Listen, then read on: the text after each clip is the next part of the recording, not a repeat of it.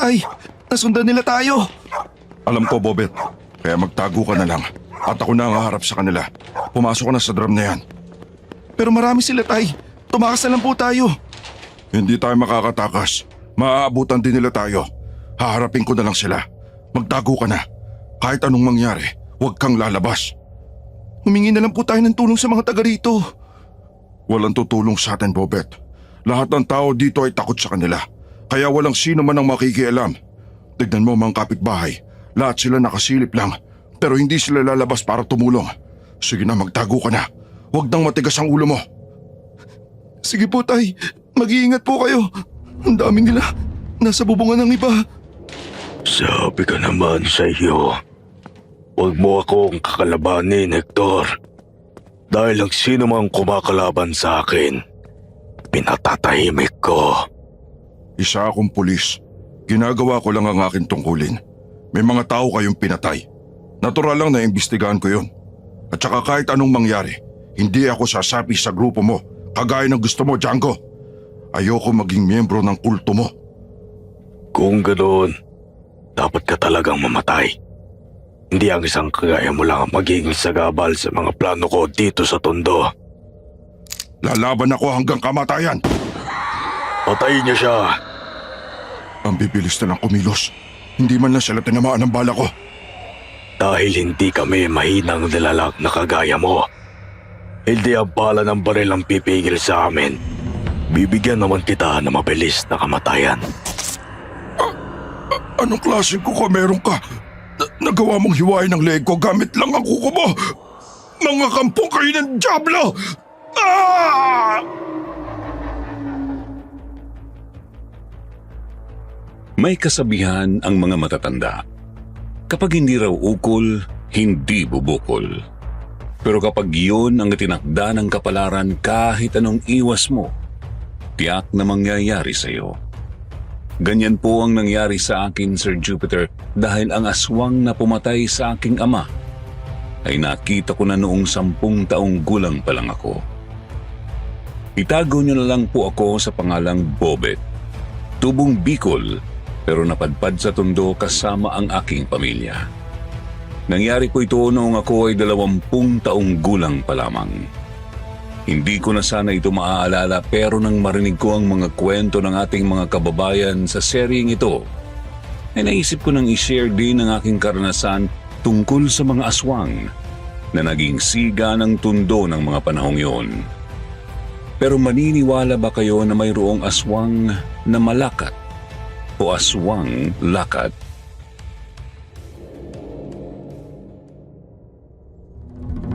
Akala ko pa naman ay tigas ka, Hector. Wala ka rin palang binatbat. Kawawa ka naman. Isang hiwa pa lang sa leg mo ay lumuluhod ka na. Hindi ka pala ordinaryong tao. Isa kang kampo ng kadiliman. Mga impakto kayo. Tama ka dyan. Pero sayang, hindi mo na may pagsasabi ang iyong nalaman. Isasama mo na sa iyong kamatayan ang lihim na iyan. Halos hindi ako humihinga habang nakasilip sa butas ng drum kung saan nakita kong napapaligiran si Itay ng mga lalaking nakasuot ng mga itim na damit. Ang pinuno nila ay nilapitan si Itay. Sinabunutan kaya napatingala si Itay. Nakita ko na umagos na sa leeg niya ang maraming dugo dahil sa malaking hiwa doon na kagagawan ng matalim na kuko ng lalaki na tinawag ni Itay sa pangalang Django.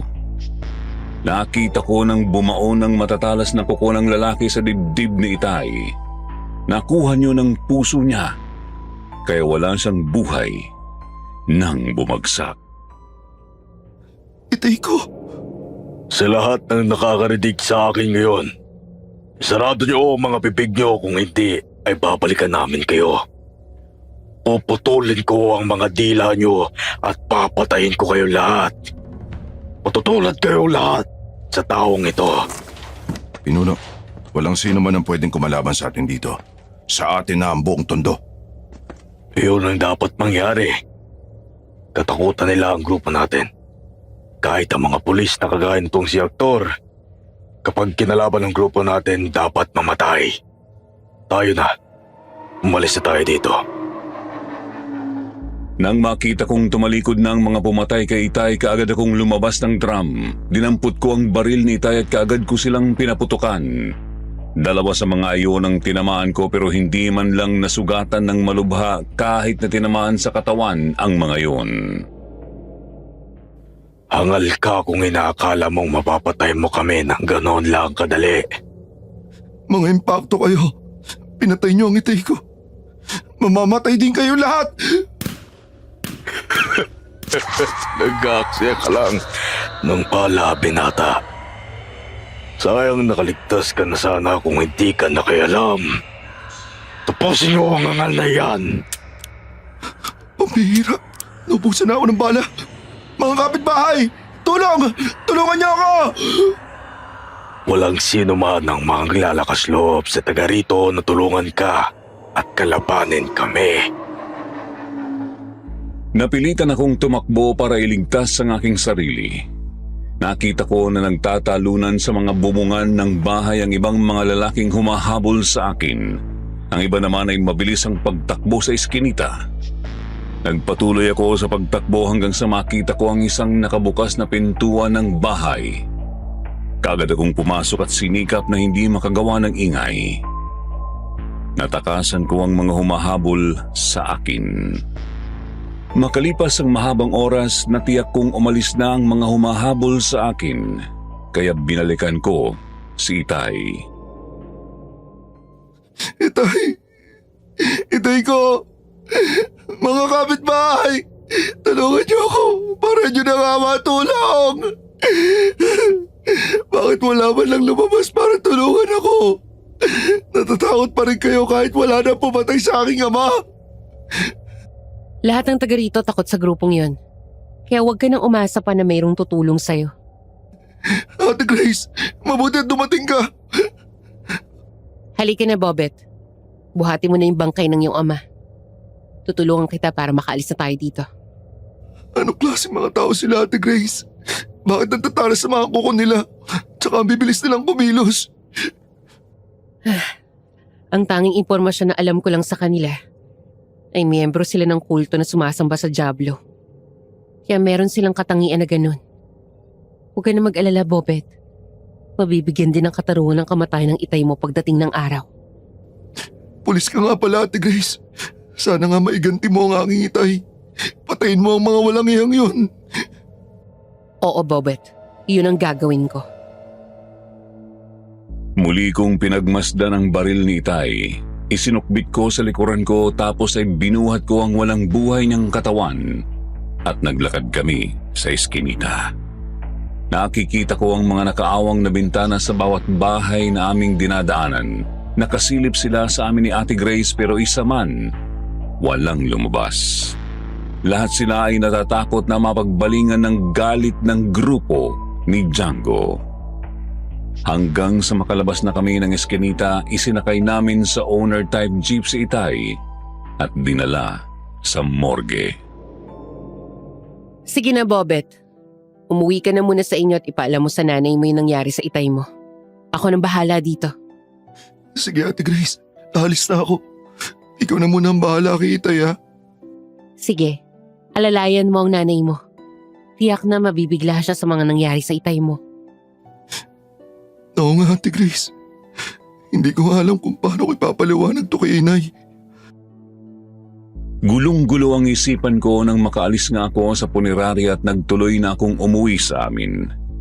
Nanlalaki ang mga mata ni Inay nang makitang maraming dugo sa aking damit. Naninigas ang aking mga paa na parang ayaw humakbang papasok sa aming bahay. Kaagad akong sinalubong ni Inay at nanginginig ang mga kamay na hinawakan ng aking mukha. Kitang-kita ko sa kanyang mukha ang matinding takot at pag-aalala. Bobet, anak. Anong nangyari sa inyo? Puro ka dugo. May sugat ka ba? Napaaway ka ba, anak? Wala akong sugat, Nay. Pero bakit ang dami mong dugo? Ano bang ginawa mo? Magsabi ka sa akin ng totoo, anak. Ano ba nangyari? Bakit ka umiiyak? Ang hitayanday lang kaya puro dugo ang damit ko, Nay. Pero sana wag po kayo mabibigla. Lakasan niyo po ang inyong loob. Anong nangyari sa itay mo, Bobet? Sabihin mo sa akin. Nasaan ang itay mo? Patay na po ang itay, Nay. Nakasagupa niya ang grupo ng kulto. Yun yung kaso na hawak niya. Napatay siya, Nay. Diyos ko, bakit mo pinabayaan ang aking asawa? Nasaan ang itay mo, Bobet? Nasaan na siya? Nasa punerarya na siya, Nay. Tinulungan lang ako ni Ate Grace na dalhin doon si Itay. Samahan mo ako sa iyong ama, Bobet. Gusto ko makita ang iyong ama. Sige po, Nay. Tayo na. Nang makabalik kami ni Inay sa punerarya ay itinuro sa amin ni Ate Grace kung nasaan si Itay. Lumapit kami ni Inay doon sa isang stretcher. Hilam ang mga mata ni Inay sa luha ng dahan-dahan niyang hawakan ng kumot na nakatakip kay Itay. Dahan-dahan niya iyong ibinaba at lalong lumakas ang pag-iyak niya nang makita ang bangkay ng aking ama. Hector! Ito na nga ba yung sandali kinatatakutan ko? Ang makita ka sa ganitong kalagayan. Sabi ko naman kasi sa'yo, huwag mo nang pakialaman ang mga kultong iyon. Ang tigas ng ulo mo. Patawarin niyo po ako, Nay. Kasama ko po ang Itay pero wala po akong nagawa. Sabi ko kasi tumakas na kami pero hindi siya nakinig eh. Pinagtago niya ako sa drum kaya kitang-kita ko siya habang pinapatay ng mga hayop na yun. Huwag mo nang sisihin ang sarili mo, Bobet. Kung nagkataon naman na lumabas ka sa pinagtataguan mo, baka dalawa na kayo ng itay mong napahamak. Wala ka rin naman magiging laban sa kanila. Tama si Grace, anak. Hindi naman kita sinisisi sa nangyari sa itay mo. Gaganti tayo, Nay. May alam akong tao na makakatulong sa atin para lumaban sa mga kampo ng kulto na yan. Sino ang pwedeng kumalaban sa kanila, Bobet? Si Kuya Angelo, Nay. Hindi ba't sa kanya ipinamana ni Lolo Temyong ang lahat ng kaalaman niya sa panggagamot at paglaban sa mga kampo ng kadiliman? Tama ka. Pero alam mo naman ang Kuya Angelo mo. Kung saan-saan nakakarating yon. Lalo na kapag mayroong humihingi ng tulong sa kanya. Baka wala na siya sa Bicol. Susulatan ko po siya, Nay. Sana nga lang matanggap niya kung sakaling nasa Bicol siya. Matapos nga ang mahabang oras ay naisaayos na ang bangkay ni Itay. Nailagay na sa kabaong at naiuwi namin sa Tondo. Habang nakaburol si Itay ay gumawa na ako ng sulat para kay Kuya Angelo at inihulog ko sa koreo. Ilang araw pa ang matuling lumipas ay naihatid na namin sa huling hantungan si Itay. Puno ng lungkot ang aking kalooban habang pauwi kami ng bahay. Naisip ko na hindi na siguro darating si Kuya Angelo. Baka wala na nga siya sa Bicol. Nang sumunod na araw, Anong kaguluhan yun, Bobet? Ang dinig ko po meron na namang natagpo ang patay dun sa kanto, Nay. Sandali lang po, aalamin ko. Nako, nakakatakot na talaga sa lugar na ito. Lalo na nung mula nang dumating ang mga kultong yan. Tiyako na sila na naman ang may kagagawa ng krimeng yan. Sandali nga po at aalamin ko. Hoy, Bobet! Bumalik ka nga dito! Pambihirang bata yun. hindi ko na nga pinansin ang pagtawag sa akin ni Inay. Tuloy-tuloy akong sumunod sa mga taong papunta sa kanto. Hanggang sa makarating ako roon at makita ko ang isang lalaking duguan na nakagapos sa poste. Nakayuko yun at maraming dugo sa mukha. May hiwa din sa liig at mayroong malaking sugat sa likod. Likha iyon ng mga matutulis na kuko na parang isang patalim na kayang hiwain ang katawan ng tao. Kagaya yun ng pagkamatay ni Itay. Nang maalis na sa pagkakagapos ang lalaki at maihiga na ay nakilala ko siya. Si Nonoy pala yan. Kilala mo ba siya, Bobet? Oo, Ate Grace. Isa siya sa mga informer ni tatay. Ang pagpatay sa kanya ay kagaya sa iyong ama. Tiyak akong mga kulto ang may kagagawa nito. Pinatahimik na rin nila si Nonoy. Maaaring tama ka, Ate Grace. Kasi nang oras na mapatay si Itay, si Nonoy talaga yung kausap niya. Sabi kasi ni Nonoy, alam na niya yung kuta ng mga kulto. Kaya nga lang, hindi na sila nagkita. Kasi nga, nakalaban na ni Tatay yung mga yun. Sandali. Parang mayroong laman ng bibig ni Nonoy. Oo nga, Ate Grace. Parang papel yata. Kunin mo nga. Oo, tama ka. Papel nga at mayroong nakasulat dito. Parang address to ah. Ate Grace, hindi kaya yun yung lugar kung saan yung kuta ng mga kulto na yun? Pwedeng ganun nga, Bobet. Kailangan ma-report ko kaagad dito sa presinto. Gusto mo bang sumama? Sige, Ate Grace, sasama ako. Gusto ko makatulong sa kaso ni na Itay. Nang makarating nga kami ni Ate Grace sa presinto ay kaagad nga siyang gumawa ng report. Kaya naman noon din ay nagsagawa ng follow-up operation ng mga pulis. Pinuntahan namin ang address na nakuha namin kay Nonoy. Isa pala yung sarado ng pabrika na matagal nang nakasarado. Pinasok yun ng mga pulis pero kahit isang miyembro ng sinasabing kulto ay wala silang nakita. Puro makinarya na hindi umaandar at mga kung ano-anong malalaking kahon lang ang naroon. Nang lumabas kami ng lumang pabrika, Mukhang natunugan na nila ang pagdating natin, kaya nag-alisan na sila. Oo nga, Ate Grace. Saan na kaya sila nagpugad? Yan ang hindi ko alam. Talagang mailap ang grupo nila. Ang problema kasi ayaw makipagtulungan ng mga tao. Lahat natatakot sa kanila. Babalikan ko si Mang Julian. Baka may maitutulong siya sa atin. Dati rin siyang nagbibigay ng impormasyon kay Itay noon. Mag-iingat ka, Bobet. Maingat na sa'yo ang grupong yun. sa sinabing yun ni Ate Grace ay kinabahan ako. Paano nga ay parang nakaramdam ako na mayroong mga matang nakatingin sa amin na kanina pa nagmamasid. Kaya naman nagpalingalinga ako hanggang sa makita ko ang isang lalaki na nakatingin nga sa amin. Nasa di kalayuan ito at nang makita ako ay agad na umalis. Ate Grace, ang lalaking yun. Parang meron siyang nalalaman. Na makita niya ako nakatingin sa kanya, umalis agad.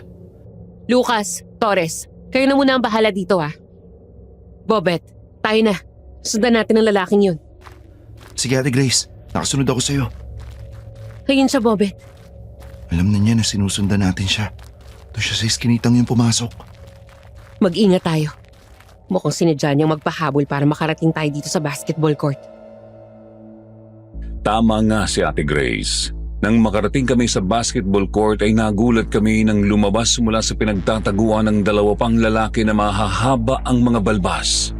Mapupula ang mga mata at nakasuot ng itim na damit at mayroong mga dalang karit o yung ginagamit ng mga magsasaka na panggapas sa palay. Kaagad na bumunot ng baril si Ate Grace. Bakit niyo ako sinusundan ha? Dahil kahina-hinala ang kilos mo. May kinalaman ka ba sa pagkamatay ni Nonoy? Ano naman ang gagawin mo ngayon kung sasabihin ko na may alam ako sa nangyari sa madaldal na yon? Naalala ko na Ate Grace. Isa din siya sa mga pumatay kay Itay at tumabol sa akin. Kung ganun, kailangan mo sumama sa akin sa presinto. Meron kami mga bagay na kailangan itanong sa'yo. Paano kung hindi ako sumama sa'yo? May magagawa ka ba? Meron! Pupwersahin kitang sumama sa akin at kahit anong mangyari, kailangan kitang madala sa presinto para sagutin ang mga tanong namin tungkol sa mga nangyaring krimen. Pangarap mo lang yan, miss. Kahit anong mangyari, hindi ako sasama sa'yo. Mga kasama, bigyan nyo ng leksyon ng mayabang na babaeng yan. Anong klaseng mga tao ba to? Ang liliksi nila. Ang taas tumalon. Nakarating ka agad sa bubungan ng bahay. Inilagan lang nila mga bala mo, Ate Grace. Walang kwenta ang baril mo, hangal ka. Ako naman.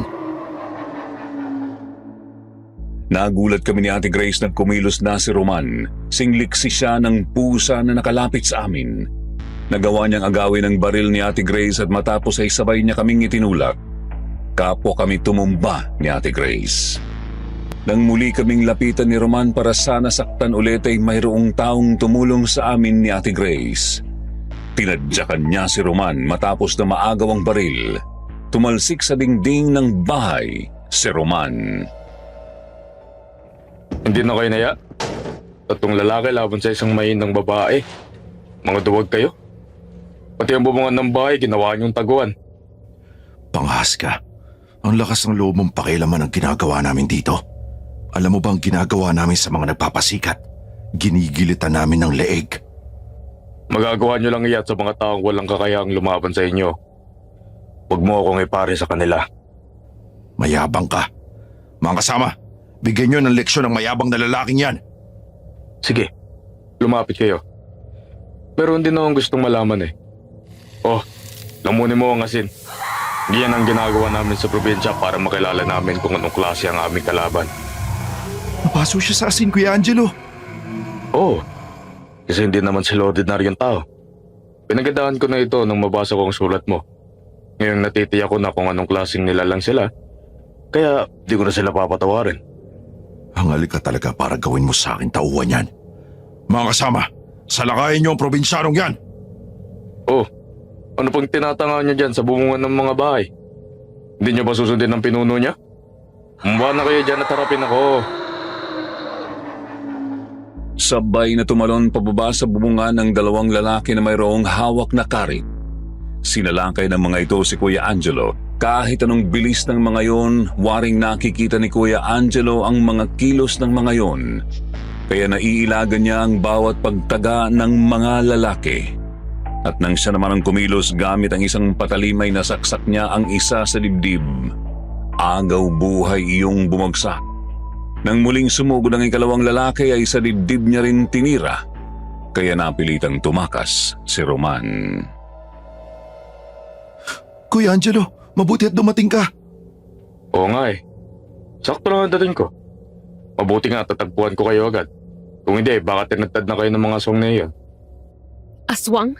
Anong sinasabi mong aswang? Mga miyembro ng kulto ang mga yan. Yun ang akala nyo. Pero ang totoo, mga aswang lakad o yung tinatawag na aswang malakat ang mga yan. Kaya ganoon sila kaliksing kumilos. Ang tawag namin sa probinsya sa mga yan ay mga bandidong aswang. Kasi kapag nagpugad sila sa isang lugar, lahat ng taong naroon ay natatakot sa kanila. Ay, dito pala sila nagpugad. Pero nakakaya mo silang sabayan, Kuya Angelo. Ang galing mo. Iyon ay dahil alam ko ang mga kilos ng mga kagaya nila. Marami na kasing pagkakataon na may nakaharap ako sa kagaya nila. Bihira silang gumamit ng mga anyong hayop. Mas gusto nila ang anyong tao pa rin. Kagaya sila ng mga vampira. Nakatakas yung isa. Siguradong magsusumbong yun sa mga kasamahan niya. Iyon ang gusto ko mangyari para madali kong makaharap ng aswang na pumatay sa akin, Tio Hector. Pagbabayarin ko siya ng mahal. Siya nga pala, Kuya. Ito pala si Ate Grace. Isa rin siyang pulis na kagaya ni Itay. Hawak din niya yung kaso ng mga aswang na yun. Natutuwa akong makilala ka, Grace. Swerte naman pala ng pagluwas ko kasi makakilala ako ng isang magandang babae kagaya mo. Hindi ka lang pala magaling makipaglaban. Magaling ka rin mang bola. Aba, hindi yun bola. Totoong sinabi ko. Ay nako, bago pa ako maniwala sa'yo, tatawag na ako ng baka para makuha ang mga bangkay ng mga... Nasaan ang mga bangkay na yun? Bakit abo na lang nandito? Ganyan talaga ang nangyayari sa mga namamatay na aswang na tinatamaan ng mga bentitadong bagay. Yung iba ay natutunaw na parang asin. Yung iba naman ay nagiging abo. Ngayon ako naniniwalang aswang nga sila. Tama pala yung kwento nitong si Bobet. Na yung pumatay sa kanyang amay, humahaba yung kuko. Na halos sing talim ng patalim. Sumama ka muna sa amin ni Bobet. May ilang bagay kang dapat malaman tungkol sa kanila para kung maulit ang ganitong pagkakataon ay magagawa ang pagtanggol ng iyong sarili. Hindi kasi sapat ang baril mo laban sa kanila. Aalis na sana kami sa lugar na yon nang makita namin na isa-isang nagbukas ng kanilang mga pintuan at bintana ang mga taga roon. Lumabas sa bahay ang iba. Ang iba naman ay sumilip sa bintana. Lahat sila ay natutuwa sa ginawa ni Kuya Angelo. Nagsimulang magpalakpakan ang mga tao roon. Kuya Angelo, natutuwa sila sa ginawa mo sa mga bandidong aswang na yon. Marami pong salamat sa inyong lahat. Sana po ay magtulungan tayong lahat para labanan ng mga salot na kagaya nila. Hindi man natin sila mapatay. Pwede naman natin silang itaboy paalis sa lugar na ito. Tama po si Angelo. Kung mayroon kayong impormasyon kung saan nagkukuta ang mga yon, sabihin niyo lang sa amin. Kailangan nating magtulungan para sa katahimikan ng lugar na to. Huwag yun ang hintayin na isa sa mga mahal niyo sa buhay ang mabiktima nila. Sumang-ayon naman sa sinabi ni Ate Grace ang mga taong naroon, kaya naman umalis na kami roon. Sumama sa aming bahay si Ate Grace at may mga ilang bagay na itinuro sa kanya si Kuya Angelo kung paano malalabanan ang mga aswang na malakat. Pwede ko pang mahiram ang baril mo, Grace. Bakit? Anong gagawin mo? Yung mga bala ng baril mo ang kailangan ko. Lalagyan ko ng 20 datong langis mula kay Padre Pio para magamit mong panlaban sa makagaya nila. Sige, mabuti nga yung naisip mo, Angelo. Ngayong alam na nila na mayroong mga lumalaban sa kanila. Tiyak na nag-uulol na sa galit ang pinuno nila. Mag-iingat kayo. Patraidor kung sumalakay ang mga yun. Nakahanda naman akong para harapin sila, Tia Nena. Mas mahirap nga nakalaban ng mga aswang sa probinsya kasi maraming kagubatan, kakawayan ng mga pagtataguan. Sila lang dapat nakabahan dahil nasa syudad sila. May elektrisidad na dito. Pero kailangan nyo pa rin mag-ingat. Kasi ang mga aswang na yun ay nakakaya palang gumala kahit tirik na tirik ang araw. Opo, Tia Nena. Pero mas mapanganib sila kapag gabi na. Mas malakas sila dahil dilim ng gabi. Pero simulang mamayang gabi, hahantingin ko sila. Igaganti ko si Tio Hector. Mabilis nga ang naging paglipas ng mga oras nang sumapit ang dilim. Lahat ng mga bahay sa lugar namin ay sarado na. Wala na ring mga tao sa labas ng bahay sa takot sa mga aswang. Walang maririnig kung hindi ang mga alulong ng mga aso na nakakakita sa mga nilalang na gumagala sa dilim. Nagkatinginan kami ni Kuya Angelo nang makarinig kami ng mga kalabog sa mga bubungan.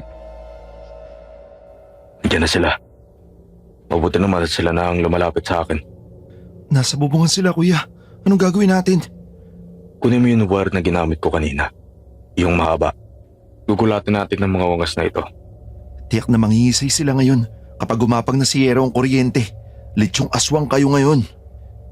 Sige, idikit mo na sa Yero ang kuryente na yan para matarantay ang mga nasa bubungan ng bahay. Napangiti ako tapos idinikit ko sa yero namin ang isang linya ng kuryente habang ang isang linya naman ay nakatali sa pako na itinusok ni Kuya Angelo sa lupa. Nang dumaloy ang kuryente sa yero, lahat ng mga aswang na naroon ay nakuryente at nagtalunan paalis sa aming bubungan. Ang ilan ay nangingisay habang gumugulong sa yero hanggang sa bumagsak sa lupa at kaagad na kinuha ni Kuya Angelo ang mahabang itak sa bag niya at lumabas siya ng bahay kaya sumunod ako. Dala ko naman ang baril ni Itay. Puro lang kayo tapang. Kulang naman kayo sa diskarte. Dapat na mawala ang mga kagaya nyo nila lang. May gaganti ko na rin ang aking Itay. Mamatay kayong lahat! Angelo! Tulungan niyo ako! Kuya Angelo, ang ina yun! Tara na sa loob.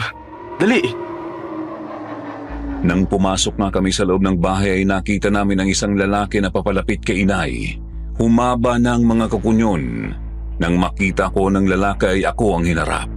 Napangisi iyon kaya lumabas ang mahahabang pangil. Alam ko ang nasa isipan niya. Maiilagan lang niya ang mga bala ng baril ko pero mayroon na akong plano. Hinintay ko talaga na dambahin niya ako. Nang makalapit na siya sa akin, saka ko ipinutok ang hawak kong baril. Ngayon tiyak na tatamaan na kita. Nakatutok na sa bunganga mo, di ba? Bubit! Nasaktan ka ba? Hindi naman, Kuya Angelo. Nabaril ko na siya bago pa ako makagat. Mabuti naman kung ganun. Bantayan mo na lang si Tia Nena at ako na ang bahalang humarap sa mga aswang na nasa labas. Mag-iingat ka, Kuya. Bobet! Anak! Salamat at iniligtas mo ako sa walang yang halimaw na yan. Isa na ang nasingil ko, Inay. Naiganti ko na sa kanya ang Itay. Nang lumabas si Kuya Angelo ay sumilip ako sa bintana ng aming bahay.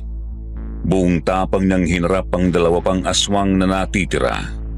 Isa doon ang galit na sumugod. Humaba ang mga kukunyon para atakihin si Kuya Angelo pero ginamit niya ang mahabang itak para putulin yun.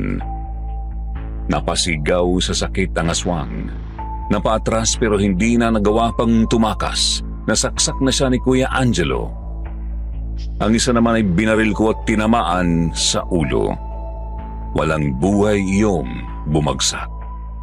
Sakalang naglabasan ang mga kapitbahay namin. Patay na ba sila, kuya? Oo, patay na sila. Alisin mo na ang kuryente sa bubungan ng bahay. Baka tayo naman na mabiktima niyan. Sige, kuya. Ako nang bahala doon. Wala na kayang kasamahan ng mga yon, Angelo? Hindi ko po tiyak, Tia Nena. Kaya hindi tayo dapat maging kampante. Pwede na po kung kayo magpenga. Ako na lang ang magbabantay sa paligid. Sige, malalim na nga ang gabi eh. Pati ikaw, Bobet. Magpahinga ka na din. Sige, kuya. Kahit papano, nabawasan na ang bigat ng kalooban ko. Kasi isa na sa kanila ang nasingil ko. Nang pumasok ako sa aking kwarto ay kaagad akong nahiga at nakatulog. Muli kong napanaginipan ang pangyayari noong 10 taong gulang pa lamang ako at nakatira pa kami sa probinsya kung saan isang aswang ang nakita ko na pumatay sa isang babae. Pauwi na ako noon galing sa paaralan 6:00 pa lang ng hapon. Sa takot ko ay napasigaw ako kaya hinabol niya ako. Aswang! Tulungan niyo ako! May umahabol na aswang sa akin! Pasaway ka talagang bata ka. Mapapahamak pa ako ng dahil sa'yo. Kapag nahuli kita, kakainin ko pati ang utak mo. Hindi mo ako matatakasan. Tulong po! Tulungan niyo ako! May aswang! Bobet! Bobet! Gumising ka! Nananaginip ka! Kuya Angelo, napanaginipan ko yung aswang na nakita ko ng bata ko. Siya rin yung pumatay kay Itay. Totoo ba ang sinabi mo, Bobet? Totoo, kuya. Yung aswang na nakita ko na sa probinsya, yung pumatay kay Ate Glenda, nandito siya sa tondo. Kaya pala bigla silang nawala noon sa probinsya natin. Dito pala sila nagpugad. Marami na silang kasalanan sa akin. Si Django yun, di ba? Oo, kuya. Yun ang narinig ko na tinawag sa kanya ng mga tauhan niya. Kilala mo pala siya? Oo. Nang mabiktima niya si Glenda ay tinugis namin ng pamilya niya. Ilan sa kanila napatay namin pero nakataka si Django. Kaya nang ituro sa akin ni Lolo Temyong ang lahat ng nalalaman niya sa pagkikipaglaban sa mga aswang, kaagad kong pinag-aralan. Hinanap ko sila kung saan-saan. Hindi ko sila nakita. Nandito lang pala sila. Kung ganun, kapalaran na talaga ang may kagustuhan na magkita-kita tayong muli. Kung noon natatakot ako sa kanya, ngayon hindi na. Kasi meron siyang utang sa akin. Igaganti ko ang aking ama. Ikaganti natin sila, Bobet. Ngayon nandito na ako. Tayo naman nangahanap sa kanila. Nang sumunod na araw ay gumawa kami ni Kuya Angelo ng mga dagdag sandata na panlaban sa mga aswang. Bumili kami ng mahahabang pako. Nilagyan yon ng mga sima at ibinabad sa lason. Bumili din kami ng malalapad na goma at alambre at gumawa kami ng pana. Noon muling dumating si Ate Grace. May mga aswang na sumalakay sa aming bahay kagabi. Mabuti na lamang at mayroong mga bakal na nakaharang sa pintuan at mga bintana. Kaya hindi sila nakapasok sa loob. Ganoon talaga ang mga aswang. Kapag mayroon silang gustong gawin, hindi sila titigil hanggang hindi yun natatapos. Pero kailangan pa rin natin mag-ingat. Hindi sa lahat ng pagkakataon ay makakalamang tayo sa kanila. Nag-iisip din sila ng paraan kung paano tayo tatapusin. Delikado kapag palagi kang mag-isa, Grace. Kung gusto mo, dumito ka na lang muna habang hindi natatapos ang problemang to. Oo nga naman, Ate Grace. Mas maganda kung sama-sama tayo. Pwede nga po yun, Aling Nena. Angelo, salamat ah. Salamat saan? Sa pagliligtas mo sa amin ni Bobet. At sa pagtuturo mo sa akin kung paano sila labanan. Nakita ko yung mga aswang na tinamaan ko kagabi. Talagang bumulagta sila at namatay. Hindi tayo pwede maghintay lang sa kanila kung kailan sila sasalakay. May plano ka ba, Angelo? Kaya naman silang putayin ng mga hawak nating sandata. Kaya naisip ko na kagaya na ginagawa ko sa probinsya, ako na ang humahabol at humahanap sa kanila. Samahan niyo ako dahil kabisado niyo ang pasikot-sikot dito sa tondo. Sige kuya, paig ako sa plano mo. Sige, nakahanda akong tulungan ka, Angelo. Tayo nang humanap sa kanila. Mababaligtad na ang sitwasyon. Dati sila ang humahabol sa akin. Pero ngayon, sila naman ang hahabulin ko sa tulong niyo, Kuya Angelo at Ate Grace. Nang muli ngang kumalat ang dilim, lahat ng mga bahay sa aming lugar ay sarado na. Lahat ng mga tao ay nasa loob na ng kani-kanilang bahay. Wala nang makikita sa kalsada kung hindi kaming tatlo ni na Kuya Angelo at Ate Grace. Pinasok namin ang mga eskinita, ginalugad ang bawat sulok niyon, hanggang sa makita namin ang dalawang lalaki na nasa bubungan ng isang bahay. Alerto kayo. Mga aswang ang dalawang yan. Naghihintay sila ng mga magbibiktima. Tama ka nga. Tiyak na plano na nilang pasukin ang bahay na yan. Nakita na nila tayo. Ayun na sila. Tumulan mula sa bubungan. Tama ka nga, Kuya. Aswang nga sila. Mag-iingat ka, Bobet. Mabangis ang mga yan, lalo na kapag gabi. Huwag yun ang hintayin pang makalapit. Putukan na natin kaagad. Sablay si Ate Grace. Hindi mo sila tinamaan. Papasugod na sila. Umilag ka, Grace. Dadambayin ka niya. Mabilis ang naging kilos ni Kuya Angelo. Nahatak niya si Ate Grace kaya naiwasan niyo ng pagsalakay ng dalawang aswang. Natumba silang dalawa. Napahiga si Kuya Angelo at sa dibdib naman niya bumagsak si Ate Grace. Nakita ko kung paano sila nagkatitigan. Napakaganda mo pala, Grace. Sus po, diba? Nang bola ka na naman. Mamaya mo na yan sabihin kapag tapos na yung problema natin sa mga halimaw na to. Huwag ka mag-alala. Nandiyan naman si Bobet. Alam na niya ang gagawin niya. Tama si Kuya. Bata pa ako. Magaling na ako manirador ng ibon. Wala naman yung pinagkaiba sa pana. Kaya umanda kayo mga halimaw. Saluhin niyo ang bala ng pana ko! Ibinabad namin sa matapang na laso ng mga palaso na iyan. Kaya kahit bunutin mo, hindi ka pa rin makakaligtas. Ang galing mo, Bobet! Nasa pool mo yung isa! Ako nang bahala dun sa isa. Yari sa akin yan. Hindi mo tinamaan. Nakatakbo siya. Pabulin natin. Tuloy-tuloy nga naming hinabol ang tumatakas na aswang. Hindi namin siya tinigilan hanggang sa masukol namin sa tambakan ng mga sirang sasakyan. Wala na siyang nagawa ng tagain siya ni Kuya Angelo. Walang buhay na bumagsak ang aswang. Grace, mag-iingat ka naman. Aba, ayaw ko mabiyudo agad. Bakit ka naman mabibiyudo? Hindi naman kita asawa. Ayaw nga pala. Magiging asawa pa lang pala. Naku, Angelo, ako nga ay tigil-tigilan mo. Kakakilala pa lang natin. Baka maniwala ako sa mga pambobola mo. Hindi naman yung pambobola. Totoo yun. Hindi naman ako marunong magbiro, di ba, Bobet? Oo, Ate Grace. Talagang kapag nagsabi si Kuya Angelo, totoo yun. Naku, at nagkampihan pa kayong dalawa. Nagkatawanan kaming tatlo. Sa paglipas nga ng mga araw at gabi na palaging magkasama sina Ate Grace at Kuya Angelo ay tuluyan ang nahulog ang kanilang loob sa isa't isa. Natuwa ako nang malaman kong magkasintahan na sila. Pero habang natutuwa ako ay galit naman ang nararamdaman ng mga bandidong aswang na gustong maghari-harian sa tondo dahil sa patuloy namin silang tinugis at madalas ay si Ate Grace ang nagiging pain namin. Nagpapanggap siyang isang babae na nagbebenta ng aliw sa gabi. Sayang lang ang pagod mo, babae.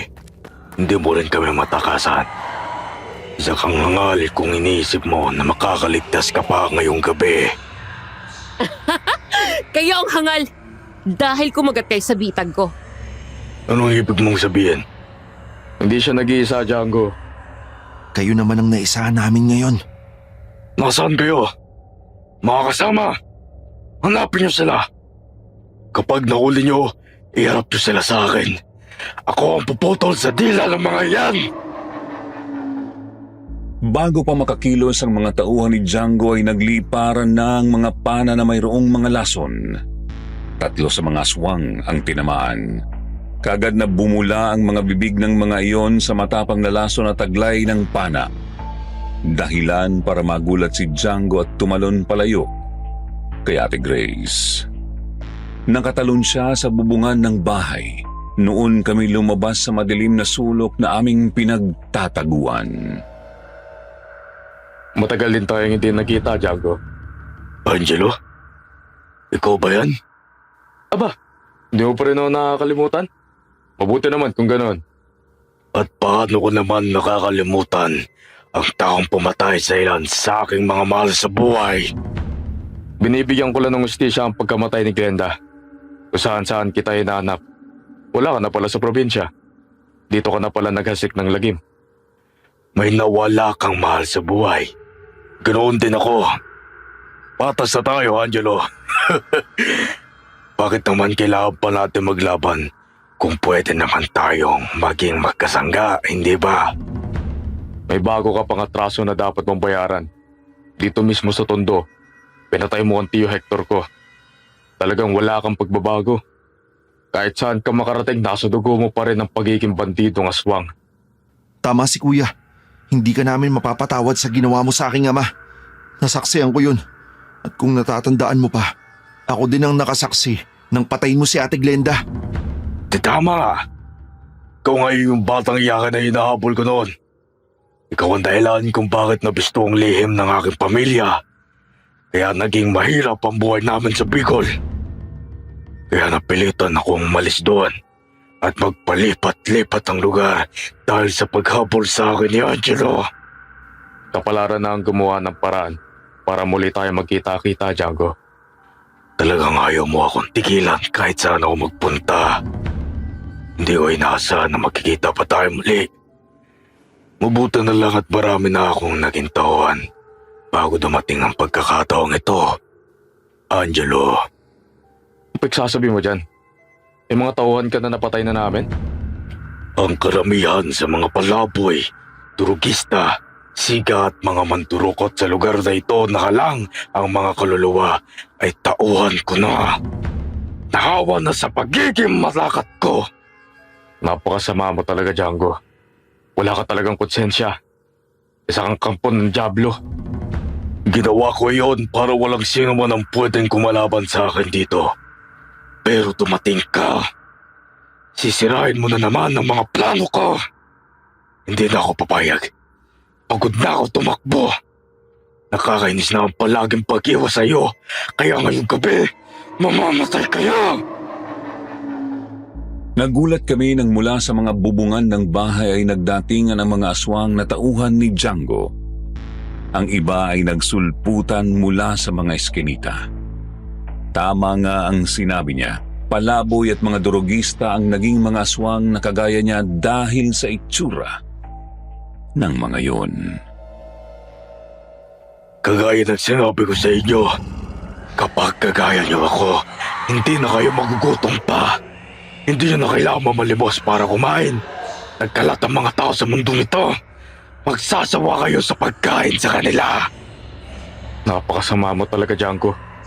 Pati ang mga walang malay na kagaya nila, idinamay mo sa iyong mga masasamang plano. Anong gagawin natin sa kanila, kuya? Mga aswang na sila.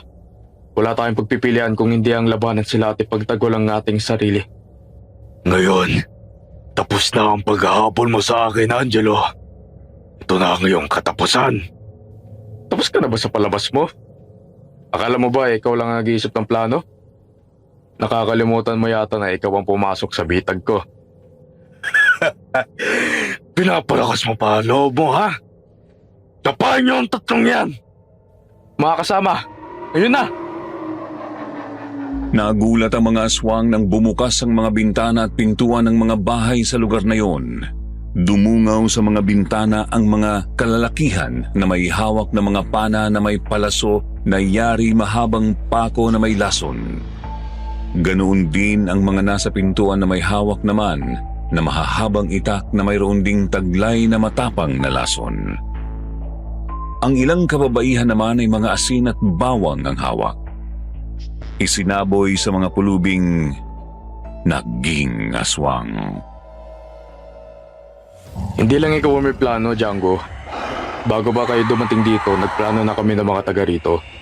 Ngayon, handa na silang lumaban para sa kataibigan ng kanilang lugar. Talagang palagi mo na lang akong naisahan, Angelo.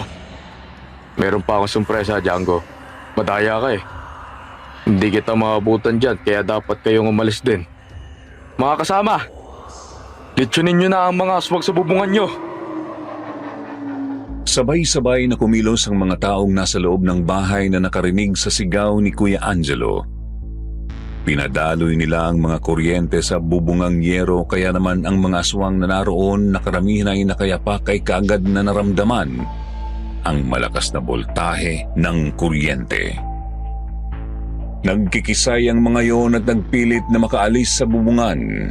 Si Django naman ay napilitan na ring tumalon sa ibaba. Kaya nang nasa ibaba na silang lahat ay nagkaroon na ng rambulan. Grace, mag-iingat ka. Huwag kang magiging pabaya. Mamahalin pa kita eh. Oo naman. Ikaw din ah. Ang masasayang araw mo ang matatapos, Django. Tikman mo ang matalas na itak ko. Bago mo ako malapitan, harapin mo muna ang aking mga tauhan. Hindi ako mapipigilan ng sino man sa iyong mga tauhan.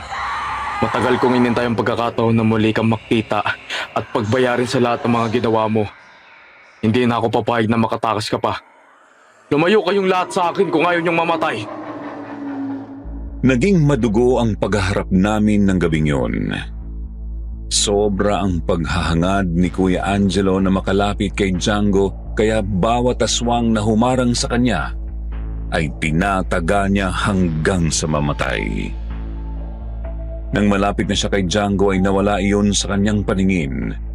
Kaya pala ay nakalapit na yon ng mabilis kay Ate Grace at ginawa siyang panangga ni Django. Hayop ka, Django! Bitawan mo ako! Django! Bitawan mo siya! Harapin mo ako para matapos na to. Sa ganitong labanan, hindi puro tapang ang dapat gamitin. Dapat gumamit ka rin ng utak. Huwag kang magtago sa likuran ng babae! Duwag ka! Subukan niyo lumapit. Tatapusin ko ang papayag nito.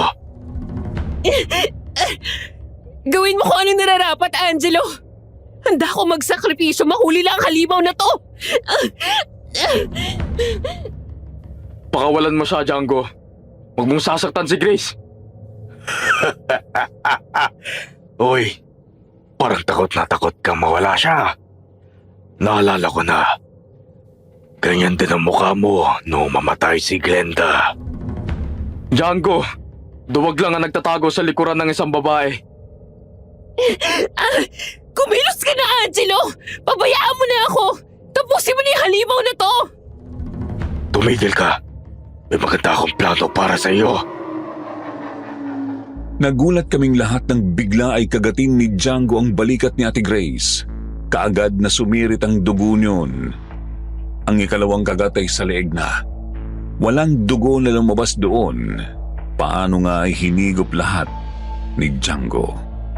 Kaya hinang-hina si Ate Grace nang bitiwan niya at itulak papunta kay Kuya Angelo. Sinalo ni Kuya Angelo si Ate Grace, tapos ay tumalon ulit sa bubungan si Django kasama ang iba pang aswang. Pero dinampot ni Kuya Angelo ang baril ni Ate Grace at pinutukan si Django. Hindi ka makakatakas, Django. Hangal ka talaga! Ha! Tayo na, Bobet. Kailangan natin matiyak ang kamatayan ni Django. Nagmamadali kaming nagpunta sa lugar na binagsakan ni Django at naabutan nga namin na unti-unti nang natutunaw ang kanyang katawan habang nakadapa. Kaya nakahinga ako ng maluwag. Naisip ko na nagbayad na siya ng kasalanan niya sa akin.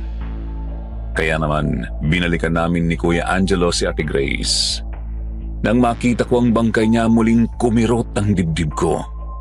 Muling umagos ang luha sa aking mga mata. Grace, lakasan mo ang loob mo. Dadaling kita sa... Grace! Kuya Angelo, wala ng pulso si Ate Grace. Patay na yata siya. Grace! Grace, gumising ka naman oh. Sagutin mo ako, Grace. Huwag mo akong iwanan, parang awa mo na. Ate Grace, bakit ngayon pa nangyari to kung kailan malapit na sana nating matapos ang kasong to? Pagbabayaran mo ito ng mahal, Django. Hindi ako titigil hanggang di kita napapatay. Grace, Mahal ko. Sabi ko naman sa'yo mag-iingat ka. Bakit mo ko inawanan? Kuya, wala na tayong magagawa. Patay na si Ate Grace. Hilam na sa luha ang mga mata ko nang tingnan ko ang aming paligid kung saan nakita ko ang mga taong naroon na malungkot din sa nangyari. Ang iba ay mababakas ang galit sa mga mukha. Ang ibang kababaihan naman ay umiiyak din kahit ganoon ang nangyari kay Ate Grace. Nakarinig naman kami ng pampalakas ng loob para patuloy na lumaban sa mga kampon ng kadiliman. Sabi ng mga taga roon ay susuporta pa din sila sa amin. Matapos yun ay dinala namin sa morgue si Ate Grace nang sumikat na ang araw. Sobrang lungkot ni Kuya Angelo nang lapitan ko. Minsan talaga ang hirap pagmahal. Kasi kapag dumating ang ganitong pagkakataon, ang hirap tanggapin eh. Ang sakit sa dibdib, Bobet. Alam ko yun, kuya. Sobrang sakit talaga kapag nakita mong mamatay ang mahal mo sa buhay. Naisaan tayo ni Django. Kung alam ko lang na mangyayari to, sana hindi ko na isinama si Grace. Sana ay buhay pa siya ngayon at kasama ko pa. Huwag mong sisihin ang sarili mo, Kuya Angelo. Wala namang may kagustuhan sa nangyari. Tsaka wala na rin naman si Django. Napatay mo na siya, kaya matatahimik na rin si Ate Grace, ang tatay at si Ate Glenda. Angelo! Bobet! Nabalitaan ko ang nangyari kay Grace. Totoo bang patay na siya? Opo, Tia Nena. Wala na po siya. Minala siya eh. Nakagat siya ni Django. Kawawa naman si Grace. Nasaan siya ngayon? Nandyan po sa loob ng morgue, sa unang stretcher. Yung may nakatakip na kumot na puti. Siya po yun, Nay. Gusto kong makita ang bangkay niya. Kawawa naman si Grace. Kaya pala masayang-masaya silang dalawa ni Angelo kahapon. Ganito pala ang mangyayari ngayon. Sige po, Nay. Sasamahan ko kayo sa loob ng morgue. Pumasok nga kami ni Inay sa loob ng morgue. Nandlaki ang mga mata ko nang makita kong kumot na lang ang naroon sa stretcher. Wala na si Ate Grace, kaya naman nagtataka ako. Napatingin ako sa dalawa pang bangkay na naroon. Lakas loob akong lumapit at inalis ang mga kumot na nakatakip doon. Iba ang mga bangkay na yon. Nasaan na ba ang Ate Grace mo? Kanina po dito lang siya nakahiga. Iniwanan lang namin ni Kuya Angelo kasi wala pang embalsamador. Wala naman siya dito. Kumot lang ang nandito. Nakakapagtaka naman yun. Kuya Angelo! Si Ate Grace! Ano nangyari, Bobet? Wala na si Ate Grace dito. Tignan mo, di ba dito natin siya inihiga kanina? Pero ngayon wala na siya. Kung ganon, nasaan na ang bangkay ni Grace? Anong nangyari sa kanya? Kinuha siya ng mga aswang, Tia Nena. Sinamantala nila ang pagkakataon habang nasa labas kami ni Bobet. Meron pa kasing natitirang mga tauhan si Django. Sigurado ka ba, Kuya? Bakit naman siya kukunin ng mga aswang? Kinuha nila ang bangkay ni Grace para lalo ang galitin. Para masira ang lahat ng mga diskarte ko. Dahil napatay natin ang pinuno nila. Oo nga, Kuya. Tama ka nga. Aswang nga ang kumuha sa kanya. At dyan sa pintuan sa likuran dumaan. Ugaling hayop talaga ang mga aswang na yon. Wala silang mga konsensya. Pinatay na nila tapos ngayon, kinuha pa nila ang bangkay niya. Kawawa naman si Grace. Kailangan na natin kumilos, Bobet. Kailangan natin makita ang kuta ng mga aswang na yon. Pabawi ang katawan ni Grace. Oo, Kuya. Tayo na. Inihatid muna namin si Inay sa amin matapos ay umalis kami ulit ni Kuya Angelo. Sa pagkakataong ito ay patuloy na tumulong sa amin ang mga kapitbahay namin para hanapin ang kuta ng mga aswang. Pero bigo kaming matagpuan yon. Pagod na kami ni Kuya Angelo kaya nagdesisyon kami na umuwi na lang muna para magpahinga. Nang makarating kami sa bahay, kaagad kaming nakatulog. Lumipas ang mahabang oras. Hapon na nang magising kami. Pagkagat ng dilim, lalakad tayo, Bobet. Kailangan makahuli tayo ng aswang ngayon. Siya ang magtuturo sa atin kung nasa ang pugad nila. Baka sakaling mabawi pa natin si Grace. Oo kuya, Mag-iingat kayong dalawa. Kasi kumalat na ang balita na wala na si Django. Kaya ang akala ng mga taga rito ay nagbalik na sa normal ang sitwasyon. Kaya wala na silang takot lumabas ng bahay kahit gabi na. Opo, Tia Nena. Kayo din po mag-ingat dito. Nako, ako naman wag niyo ako masyadong intindihin. Kasi ligtas naman ako dito. Kasi nandyan na yung mga kapitbahay natin na handang tumulong sa akin. Saka tiyak na hindi pa magagawi dito ang mga aswang. Kasi alam nila na halos lahat ng mga bubungan ng bahay dito ay may kuryente na. oo nga po inay. Mabuti nga at nagkaroon na ng lakas ng loob ang mga tao na tumulong sa atin. Kaya lang ngayon alam na nila na wala na si Django. Kampante na sila na lumabas kahit gabi. Mas mahirapan na tayong makilala ang mga aswang. Tiyak na makikihalo na sa mga tao ang mga iyon para matakasan tayo. Bigo kaming mahanap ang kuta ng mga aswang. Ilang bawat gabi ang matuling lumipas. Gaya ng inaasahan, marami na nga ang mga taong nasa labas ng kanilang bahay kahit gabi na. Para bang hindi na nila iniisip ang panganib na pwedeng gawin ng mga natitirang tauhan ni Django. Ganoon pa man ay pinagpatuloy namin ni Kuya Angelo ang paghahanap sa mga aswang. Inisa-isa naming kilatisin ang mga nakakasalubong namin hanggang isa nga roon ang umiwas sa amin. Tiyak akong aswang ang babaeng yun. Tumakbo siya nang makita tayo. Iyong may suot na banda ng itim para takpan ng kanyang muka. Tama ka kuya, habulin natin siya. Tayo na, dali. Sige, nakasunod ako sa'yo. Tuloy-tuloy naming hinabol ang babae hanggang sa makarating yon sa isang bahay. Pumasok agad yon sa bahay pero sa pagmamadali ay hindi na nagawa pang isara ang pintuan. Sumunod naman kami ni Kuya Angelo. Gamit ang flashlight ay pumasok kami sa loob ng bahay. Bahay to ni Ate Grace ah. Bakit dito pumasok yung aswang? Mag-iingat ka, Bobet. Talasan mo ang pakiramdam mo. Tiyak na nandyan lang sa paligid ang aswang. Oo kuya. Doon sa kwarto, tiyak na naroon siya. Natabig pa niya yung silya sa pagmamadali makapasok doon. Alalayan mo ako at papasukin ko. Sige kuya, mag-iingat ka. Dahan-dahan nga na lumapit sa pintuan ng kwarto si Kuya Angelo.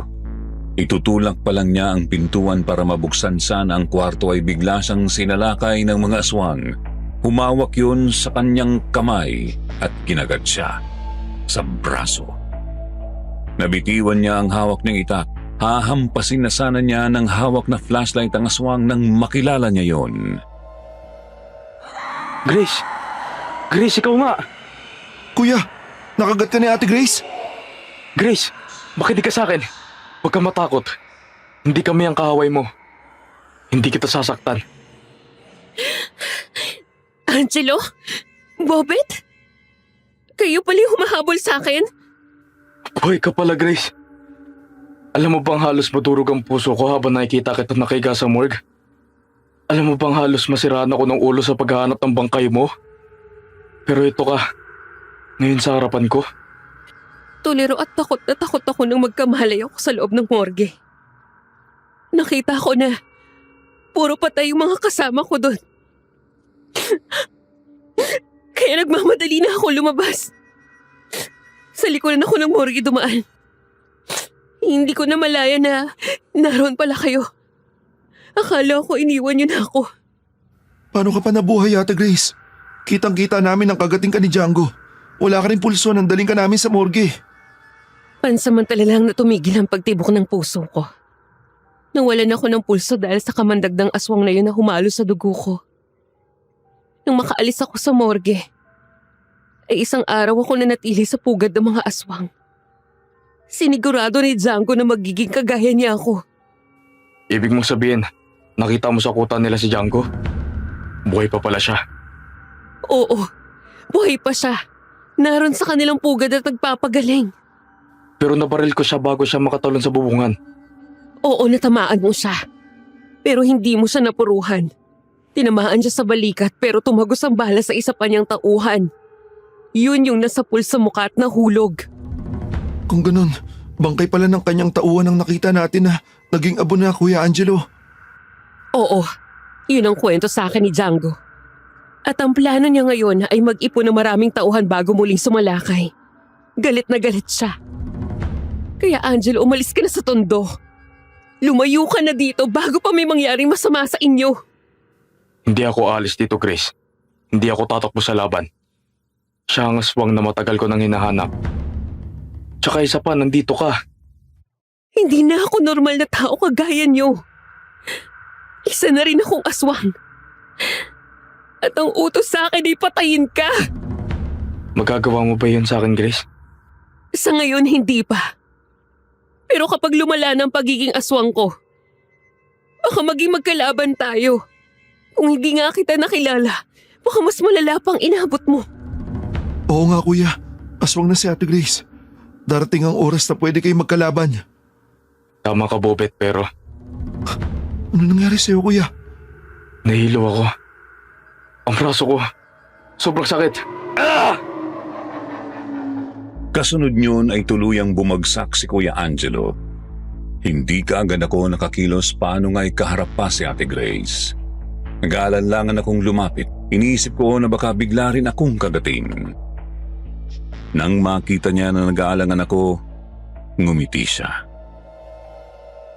Huwag kang matakot sa akin, Bobet. Hindi kita sasaktan. Tulungan mo lang ako na ihiga sa kama ko si Angelo. Ate Grace, kasi aswang ka na. Nagawa mo ang kagatin si Kuya Angelo. Ako pa kaya? Huwag kang mag-alala, Bobet. Nakokontrol ko na yung sarili ko. Kaya kahit aswang na ako, nakikilala pa rin kita. Mabuti naman kung ganun. Sige, buhatin na natin si Kuya Angelo sa kama. Pinagtulungan nga namin na maiayos ang pagkakahiga sa kama ni Kuya Angelo. Sa tulong ni Ate Grace ay nasindihan ko na ang mga ilaw sa loob ng bahay. Pero malamlam ang sinag ng mga bumbilya doon. Nagpunta ako sa kusina ng bahay. Nagpainit ako ng tubig at inilagay sa isang maliit na planggana. Kumuha naman ng malinis na damit sa Ate Grace. Binasa iyon ng tubig na mainit at nilinis ang mga dugo sa braso ni Kuya Angelo. Nakita ko ang dalawang malalim na sugat doon, likha ng pangil ni Ate Grace. Pasensya ka na, Angelo. Hindi ko naman gustong kagatin ka eh. Hindi kasi kita agad nakilala. Nasugatan ka tuloy ng malalim sa braso mo. Nalalamig ako, Grace. Sobrang lamig ng pakiramdam ko. Sige, yayakapin kita. Bobet, lumabas ka na muna ng kwarto. Ako na bahala sa Kuya Angelo mo. Sige po ate. Nang makita ko na nag-aalis na ng damit pang itaas si Ate Grace ay kaagad na akong lumabas ng kwarto at isinara ko na ang pintuan. Kahit naririnig ko pa rin ang daing ni Kuya Angelo ay pinaubaya ko na siya kay Ate Grace.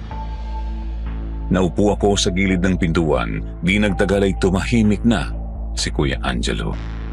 Kaya naman nabawasan na din ang pag-aalala ko hanggang sa makatulog na ako doon. Lumipas ang mahabang oras. Narinig ko ang tilaok ng mga manok. Kaagad akong dumilat nang makita ko ang liwanag na pumapasok sa loob ng bahay. Kinusot ko ang mga mata ko, saka ko naalala si Kuya Angelo. Pumasok ako sa kwarto. Kuya, ano pakiramdam mo? Huwag ka na mag-alala, Bobet. Maayos na ako. Pakiramdam ko ay mas malakas na nga ako ngayon kaysa dati. Tama si Angelo. Kaya huwag ka na mag-alala pa, Bobet. Ayos na siya. Pero kuya, bakit meron ka na ring sugat sa leeg? Huwag ka na magtanong. Sinabi ko na maayos ako. Sige kuya, uuwi po muna ako. Baka kasi nag-aalala si inay eh. Baka hinahanap na tayo. Sige, Bobet. Kapag hinanap ako ni Tia Nena, ikaw na ang bahalang gumawa ng dahilan. Basta huwag mo sasabihin ng tungkol kay Grace, ha? Oo nga naman, Bobet.